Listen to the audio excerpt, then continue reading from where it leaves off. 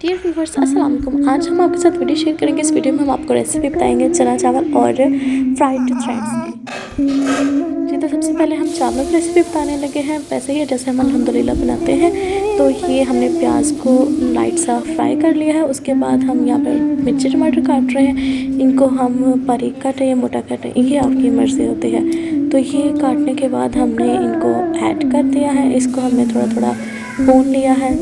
कम से कम आप 5 मिनट तो इसको भूनें, क्योंकि अच्छी तरह भुना हुआ मिर्च टमाटर चावलों के अंदर बहुत ही खूबसूरत लगता है।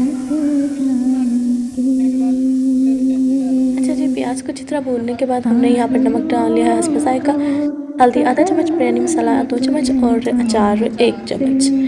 अच्छा जी, तो अच्छी तरह से नमक मिर्च भूनने के बाद हमने यहाँ पर चने ऐड किया है। यहाँ पर मैंने 1 बाउल यूज़ किया है और हमने जो मसाला जात आपको बताए थे वो हमने यहाँ पर ऐड कर लिए हैं। ऐड करने के बाद आप इसको अच्छी तरह से एक दफ़ा मिक्स अप कर लें। अच्छा जी, हमने चिकन बॉईल किया था और उसका पानी हमने ज़ाया नहीं किया था। वही पानी अब हम इन चावलों में डालेंगे। पानी हमने 3 गिलास ऐड करना है, 2 गिलास ये हो गया था, एक हमने बाहर से ऐड कर लिया था।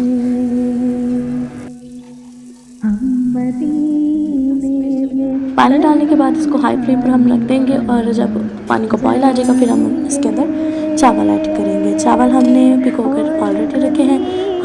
चावल यहाँ पर 1.5 ग्लास यूज़ हो रहे हैं जी। तो बॉईल आने के बाद हमने यहाँ पर चावल भी ऐड कर लिए हैं। चावल ऐड करने के बाद भी मिक्स करना मत भूलिएगा। अच्छा जी, जब इसका पानी ड्राई हो जाएगा तो आपने इसको दम पे लगा देना है कम से कम 5 से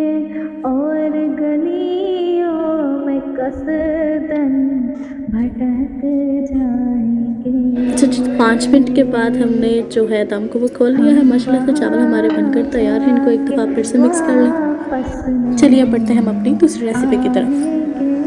हमने 5 से 6 मीडियम आलूओं को अच्छी तरह से बॉईल करके मैश कर लिया है। इसी तरह हमने हाफ़ केजी चिकन को भी बॉईल करके मैश कर लिया है। इसके अंदर हमने नमक, हस्ब ज़ायक़ा और मिर्चें 1 चम्मच ऐड करेंगे, क्रश मिर्चें हैं।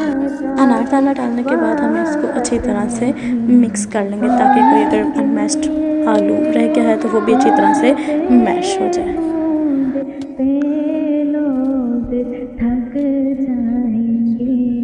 मिक्स करने के बाद हम इसके छोटे छोटे बॉल्स बना देंगे और उनको एक साइड पर रखते जाएं। जैसे ही सब्ज़ गुंबद नज़र आएगा। बॉल्स बनाने के बाद हम सेवइयाँ ले लेंगे। आप कोई सी भी ले सकते हैं। मैंने यहाँ पे मेहरान की यूज़ की है। आप इनको एक बाउल में या प्लेट में इस तरह से डालें ताकि इसकी कोटिंग अच्छे से हो जाए। इसको आप छोटा छोटा सा बारीक बारीक सा पीस लें, आई मीन हाथ से तोड़ लें, क्रश कर लें। क्रश करने के बाद कुछ इस तरह का साइज़ इनका होना चाहिए।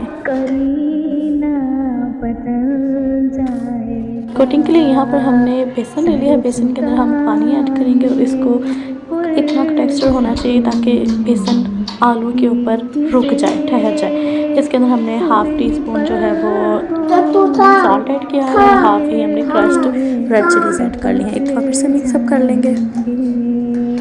मिक्स करने के बाद यहाँ पर हमने 2 एग्स यानी कि 2 अंडे ले लिए हैं, उनको भी हमने बीट कर लिया है।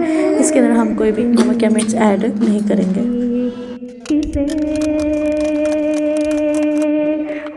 एक कढ़ाई में अब डीप फ्राई के लिए हम ऑयल ऐड करेंगे, बदतमीज़।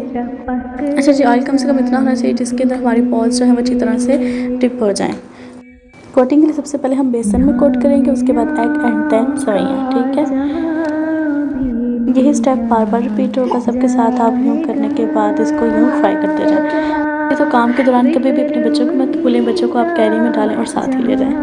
अच्छा जी, तो यहाँ पर हमारे बॉल्स जो हैं वो अच्छी तरह से फ्राई हो चुके हैं। कुछ हमने थ्रेड के बगैर किए हैं और कुछ थ्रेड के साथ भी किया है। तो आप देख लें, जो बच जाए आप उसको फ्रीज़ कर दें, कोई 4-5 दिन बाद दोबारा एंजॉय करें जी। तो इसको सर्व करेंगे हम मायोनीज़ और केचप के साथ जी। तो हमारी रेसिपी फुल तैयार है। देखें, अगर आपको पसंद आए तो आप भी ज़रूर ट्राई कीजिएगा और अगर अच्छी बने तो हमें ज़रूर इन्फॉर्म कीजिएगा। Thanks for watching.